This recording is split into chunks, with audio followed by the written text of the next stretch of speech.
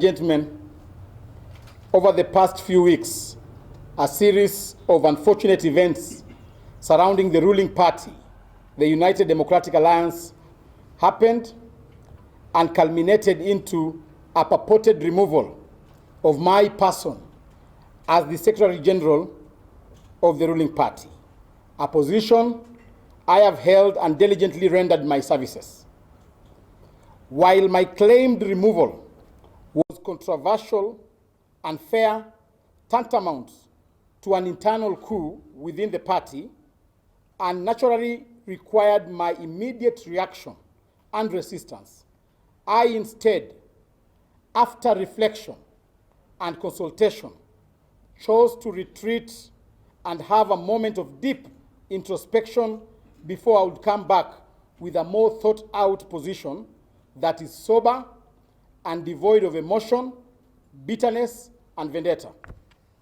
It is for that reason that I called for a media briefing at this time for the purpose of setting the record straight, especially regarding my supposed removal as Secretary General of the UDA and my next course of action following the aforementioned events. This is also in acknowledgement that my continued silence over such grave occurrences continues to cause unnecessary confusion and anxiety among my supporters and the UDA party members, while it could also be wrongfully construed as an admission of guilt. In this regard, ladies and gentlemen, I wish to state as follows. One, that as highlighted above, my alleged removal as UDA Secretary General was outright unlawful, unfair, and a sheer blatant contravention of the party constitution and laid down processes.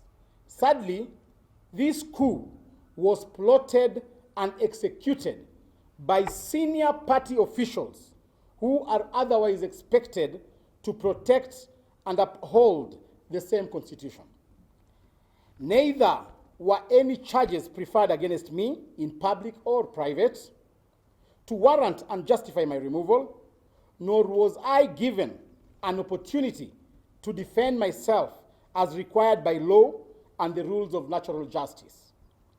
I was convicted and sentenced without trial because my aggressors had nothing against me, to the extent that none of them could sign and date the statement that purportedly communicated my ouster. That this coup was plotted and orchestrated by two senior party officials alongside others within the party secretariat. These senior officials are Mrs. Cecil Mbarire and Mr. Kimani Ichung'wah, MP for Kikuyu constituency. That my ouster by the above officials had nothing to do with incompetence or my inability to run the UDA party, but was a well-choreographed script intended to climax with the impeachment of the Deputy President, DP Gachagua. My close and inevitable working relationship with the Deputy President, who is also the UDA Deputy Party Leader, act them. And when their concerted effort, lobbying and coercion to set me against my Deputy Party Leader failed, I was effectively profiled and labeled as an obstacle towards their evil plot and conspiracy to have His Excellency DP Gachagua impeached. It is not a coincidence, therefore, that one of the coup plotters' accomplices, Mr. Hassan Omar, was unlawfully proposed as my immediate replacement. Let it be known that the planned impeachment of the Deputy President had nothing to do with President William Ruto, the broad-based government, or any other narrative the coup plotters have advanced. The impeachment had everything to do with egocentric 2027-2032 politics from the Mount Kenya region and was instigated and propelled by Mrs. Cecil Mbarire and Mr. Kimani Ichung'wah. These two want our deputy president out so that they can strategically position themselves within the emerging political realignments. This backward politics must be called out because if left to fester, it threatens the stability, popularity, and the very existence of the UDA party, which the party leader, His Excellency William Ruto, his deputy Rigathi Gachagua, and myself have worked tirelessly to build.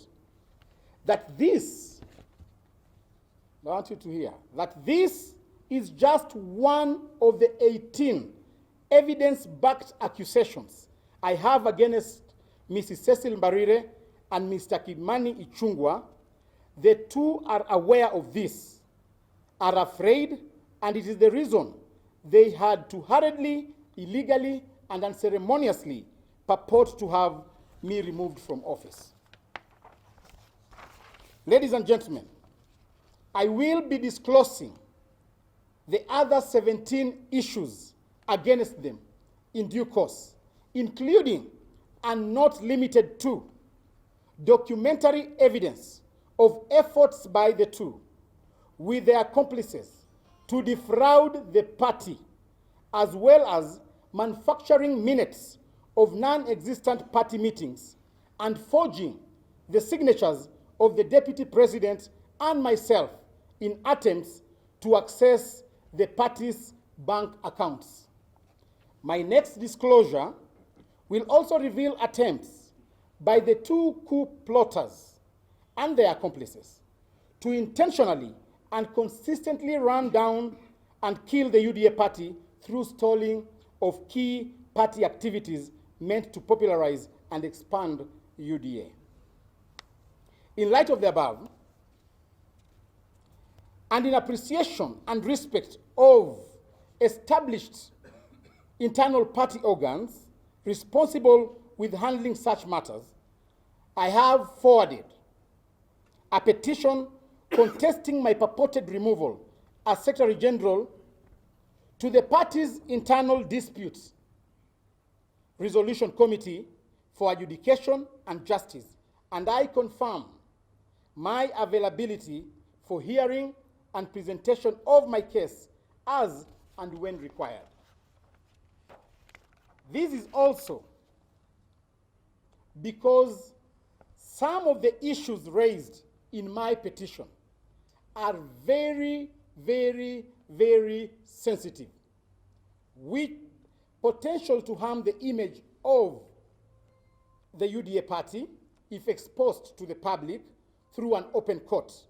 But I will not hesitate to take the next move if I don't get justice from the party's internal dispute and resolution committee.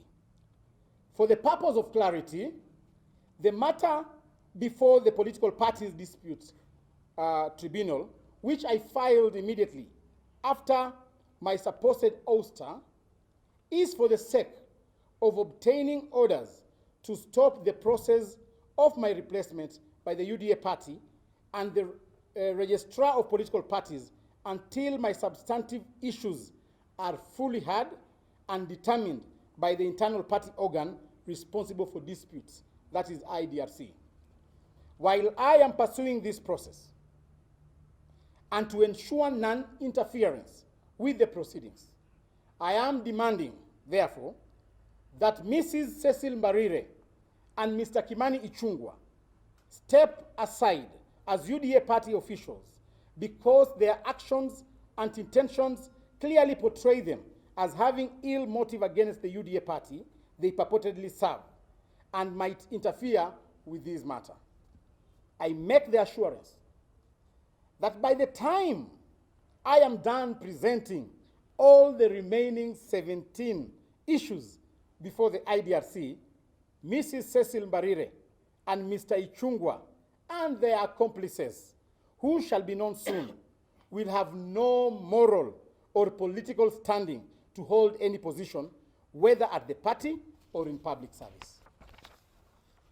I have also written to the registrar of political parties, who already instigated the process of my replacement, and asked her to hold the replacement process pending the hearing and determination of my petition.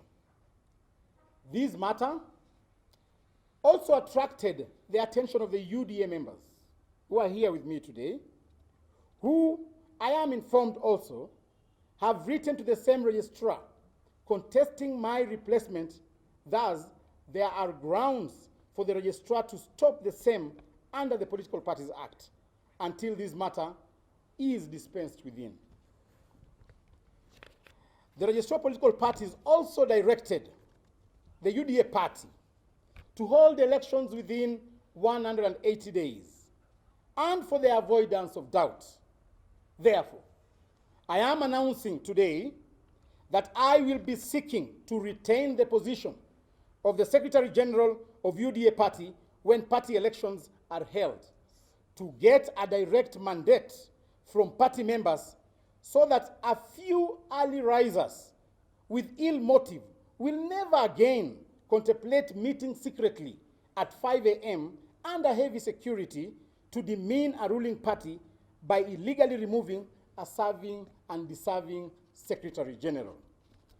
I will also be rallying party members to amend the party constitution and ensure no leader in elective position is allowed to serve as a party official, except the party leader and his deputy.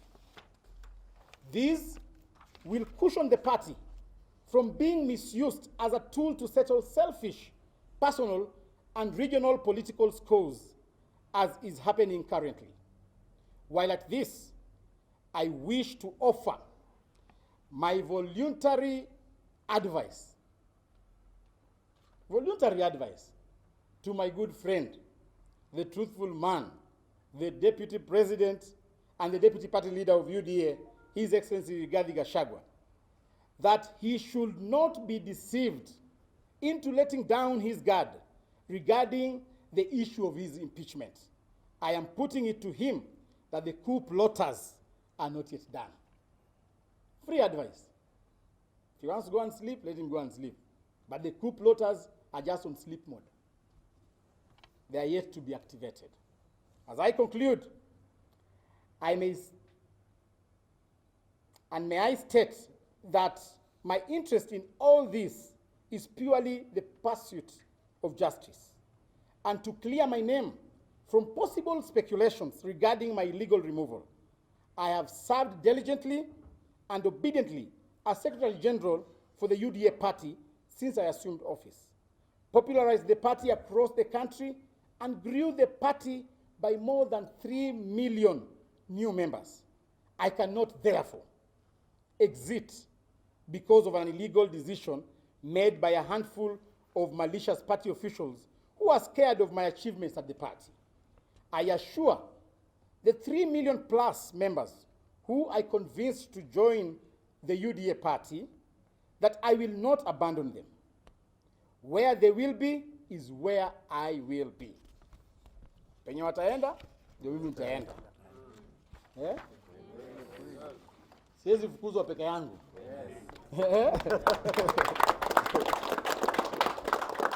Finally, let there be no doubt that until the issue, or rather the issues I have elucidated above are adjudicated upon and settled fairly, amicably, and conclusively by the relevant organs, I remain the lawful Secretary General of the UDA party. God bless UDA. God bless you.